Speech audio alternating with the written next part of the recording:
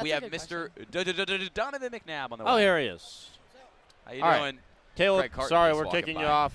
Donovan McNabb is joining us here on Radio Row. I'm right here.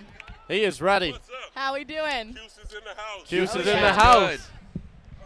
Donovan McNabb joining the Yes. show. Yes. How we doing? How's We're everybody? doing good. We're How are doing you great. doing? Oh, doing outstanding. Snacks on the table. Oh, I'm yeah. hungry. You want to try one? What's happening? It's oh, It's a no, protein. what is that?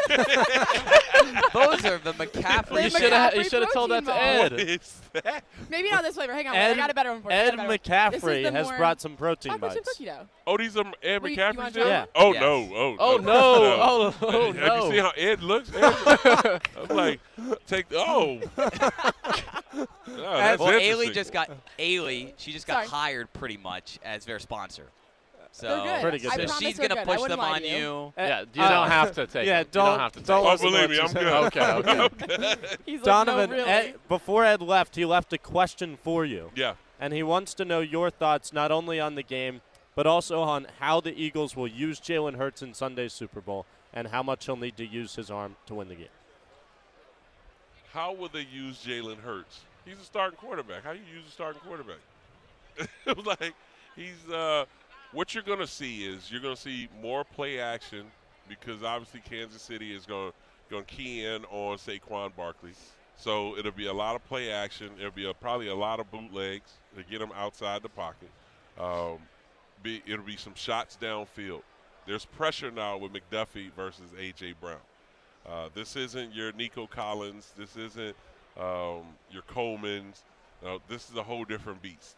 And so I think this is a game in which the focal point will be on obviously the stars, but it will be more on the guys like Dallas Goedert versus their linebacking core, Yeah. and if Reed comes down to cover. This will be more of Vaughn versus Travis Kelce. Yeah. This will be more on the D-line versus the running game with Pachenko. And not so much of the Patrick Mahomes, Jalen Hurts, Saquon Barkley, all the big names, but it'll be more of the other parts of the game that people just don't focus on. Right. You know who else brought up Dallas Goedert into the equation? Your old buddy Andrew Siciliano. Oh, yeah. He said he came on here an hour ago and he said this is going to be like a Dallas Goedert game. Because they haven't covered tight ends very well all year. Yeah. And so the problem with the Eagles is because I do the call in every Monday after game, and it's just like we need to find Dallas Goedert. Like, you have to be able to control the middle of the football field when your running attack is what it is, because now linebackers and safeties have to commit when they see Saquon possibly getting the ball. And so I think that, again, that's where you look at the matchups with the linebackers and safeties from Kansas City versus guys like Dallas Goedert. What is it like being – because you pretty much just said, like, you call in on the Monday show, and, Right. you know, the joke is Monday morning quarterback. Right. And you used But to be – I am. But you will always be, But I especially am. at this table. I am. You will always be the quarterback. Yes. But what is it like being on the reverse side of that after going through and hearing all of it when you were playing on Sundays? Well, I mean, luckily I've had the great experience of being able to get into the media and establish myself at that position because of the experience that I've learned at Syracuse. And that was my part of my major. And so the thing is, when you break down elements of the game, you want the viewers to be able to grasp it and visualize it themselves. And so as I kind of explain coverages or I explain positions by some of the players and what kind of they were missing and what happened and, some of the positives and negatives, you want them to kind of take from that conversation an understanding of what really happened. And so I think overall, when it comes to like this particular game, it's easy for the viewers to just say, Patrick Mahomes is going to throw for 50 yards, 350 yards, or Jalen Hurts is going to have 100 yards rushing. Yeah, that's the sexy kind of, oh, yeah, I'm going to go with that. And then all of a sudden that doesn't happen. And then it's like, well, he sucked today. It's like, he threw for 4 touchdowns. He completed 25 of 31 passes for 230 yards, and they won the game. And that's what it comes down to. It's about who won the game and why. Instead of just, oh, well, he threw for 350 yards. It's like, yeah, but he also threw 3 picks. Like, you know what I'm saying? So you just want to make sure in every aspect as you're breaking down different things that everybody fully understands what you're talking about. Donovan, a lot of players after their playing days are done, they kind of slim down a little bit. It looks like you've put on some muscle. You've bulked up a little bit. Well, it's pool season, you know, every day, all year in Arizona. You know, it's just when you're done, you got to find some type of regimen. Like I'm regiment based. I'm itinerary. Hey, here I'm here. This time I'm here. I eat at this time. I do this, and then I got my kids, so it's like I get my stuff done. And then the kids are out of school, and it's like, okay, so you've got training at 5, you've got weights at 6. You know, then we all meet together, we grab dinner, and you got your homework and blah, blah, blah. Or you got a game at, you know, at 7 o'clock tonight, you know, make sure you get something to eat. And I got my son playing here. Now I got to leave and come over here to make sure I'm there for my daughter. My other son's playing hockey. He's in the hockey game. You know, who's going where. So I love to work out. I start my day with a great workout. I'm usually in the gym for about 3.5 hours, but I get my workout on, and it's time to eat, and then errands to get stuff done. And so that's kind of just been my life ever since I retired. And so I'm all about putting muscle on, because, you know, hey, ladies love the muscles. I gotta get right, gotta maintain my sexy. You know, even up in Syracuse, man, like you guys have everything possible on that campus. Yep. Like Archibald used to be the worst rec center to go to work out in the gym, like the floor. They still have the basketball part on the other side, right, where the floor was like awful. It was like ready to tear your ACL. Yes, that same joke was ready made to tear your because we ACL. play this game every year, our radio station against the student newspaper, the Daily Orange. Yeah. And somebody yesterday in the group chat was like, "Oh, we got to go to Flanagan." And or whatever, right? Because and it's like, that's where ACLs go to die. I'm telling you, like that, the wood on that floor was awful, but we made the best of it. Was just like constant games being played out there. And then I walk in there because my daughter's there now, so I go there in her freshman year, and I'm just like, what in the world is this? Like, you got smoothie stations, and then the gaming room. Like, I walk past they it. just built put another one. In Shine, in the student center. They made a whole esports thing. Like, are you serious? Dead like, serious. Is gaming that big? I don't know, man. It I don't is. know. It's a major now. They're making it a major that you can Yeah. in esports. Unbelievable. Like what game is it? Like, You should come back and get You're your asking masters. Yeah, what games are you? What games will you be playing? I mean, obviously Madden and 2K and all of that. That's what I would be playing. But I think I walked past it and it was like Halo and Correct. That's like the competitive side of it. yeah, like what's the other one? Call of Duty. Yeah, Fortnite? Like, Ian Fortnite. knows all of this. Like, that's what I'm saying. Like, I walked past No. and it was like a green light. Like, I was just like, what the? And I'm looking like, are you? And I'm looking through the glass like, I'm like, this is unbelievable. Like, you guys got everything, and that's perfect for you. I mean, obviously, with the money that was raised and donated and being able to expand the university, that's why it's so much to go there. So now it's unbelievable. What's it like, Donovan, as an alum and having played there, to now have Lexi there playing at Syracuse? It's an honor. We didn't push that on her. She was obviously offered by Felicia Leggett to come to Syracuse. And like I told her, I said, listen, don't make this decision strictly based off of your mom and dad. Like, this is your life. This is your chapter. Like, this is all about you. And because these 4 years will be the best years of your life, and you'll be walking off this university with great friends, great experiences, the lifelong lessons. And she said, no, I want to go to Syracuse. Like, and I'm like, all right. And so it sucks because it takes me a day, pretty much a full day to get there. Mm-hmm. And it's always cold. Yep. But like I remember when I was there. But it's fun to see she's having a great time. She's graduating this spring. Wow, that's awesome. As a junior. 3 years. Yeah. Congratulations. Graduating this spring in business and starting her master's. Fantastic. That's unbelievable. awesome. Is it cool to see her play under Coach Jack? Because obviously she's had a connection to the school for so long.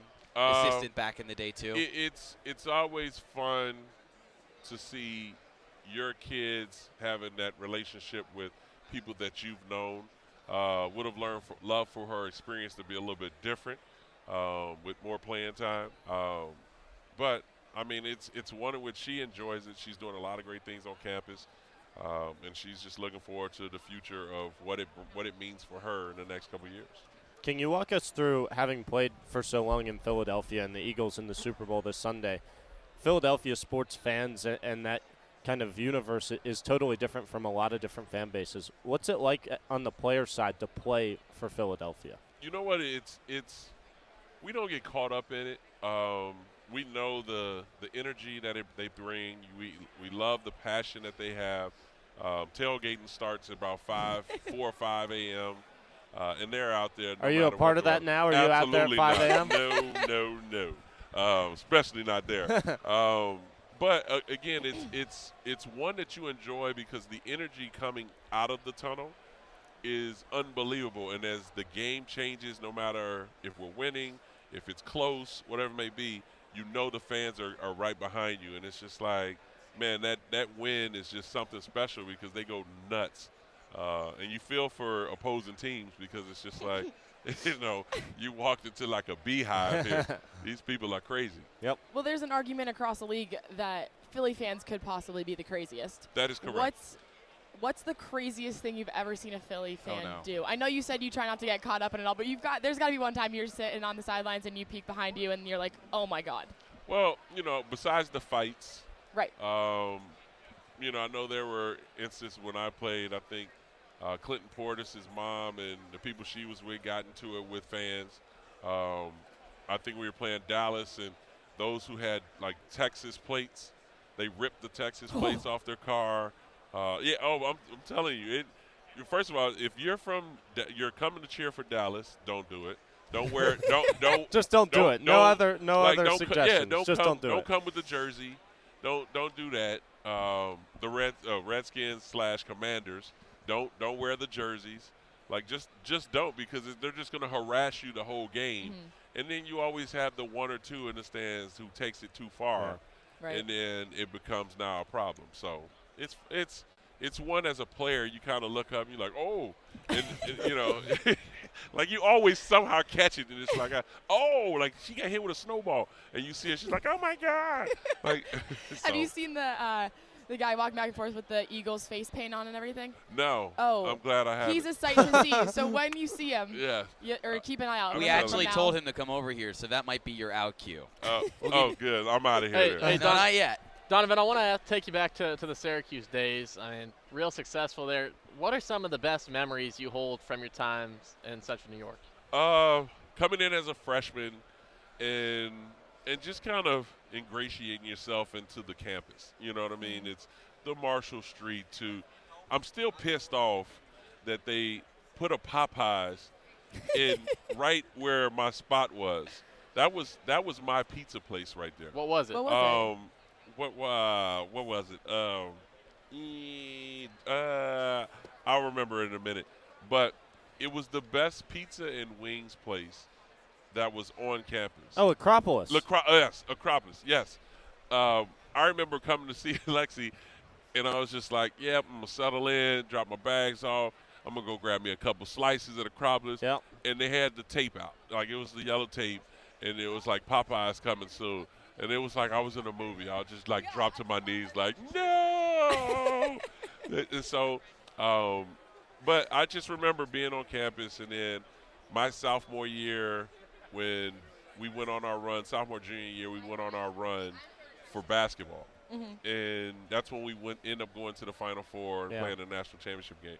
When we won the Elite Eight and came back on campus, and, I mean, it was crazy. Like, they kept the Marshall Street open till like 3 in the morning. We were just like at the bars, just loaded, just having a great time, and just kind of having our fans with the students and then people of Syracuse being there during our run. Yeah. and then football and the excitement against Miami, against Boston College and West Virginia. Like, those particular games were just nuts with our parents and on campus. And Donovan, I hate to bring up bad memories, but I'm from Kansas. Tell me what you remember from that Fiesta Bowl game. First of all, for us to make it to the Fiesta Bowl was big. And to play that game going back and forth, it was just back and forth. Michael Bishop played great. We had some great moments, some points that I won back, but it was just one in which it was a wonderful game, and to be at that particular bowl game, because that was at that time elevating to be one of the best top bowls. Yeah. To make it to there was special for the university. Well, Donovan, this has been great. We don't want to take too much of your time. I'm sure you're picking the Eagles on Sunday. Oh, is absolutely, that right? Absolutely. That's my fan club all here. Yeah. Yeah. All right, Eagles. Eagles. What's your score? 3. Eagles by 3. Eagles by 3. Maybe 30-27. All right. It's going to be a close game. It always is. It's going to come down to mistakes and who can capitalize on it. But awesome. I think Eagles win round 2. Well, Donovan, thanks for joining us. Donovan so McNabb, thanks, everybody. Thanks, Eagles you guys legend. enjoy a little bit of this weather. I know. Will. Is it supposed to snow back in New York? Donovan, your guy's behind you. Turn around. Oh, no. You got it all, boy. You got it all on. Say, Eagles all the way. Here we go. All right. It's something special. Yeah, yes. Donovan McNabb and the Philly Sports Guy. And make Donovan, sure you have some McCaffrey yes. protein bites. And On the it's not record. a paid sponsorship. See? Awesome. There you go. She's hooking it up. All right, Donovan, thanks for doing it. All right, guys. Great to see you. Thank you.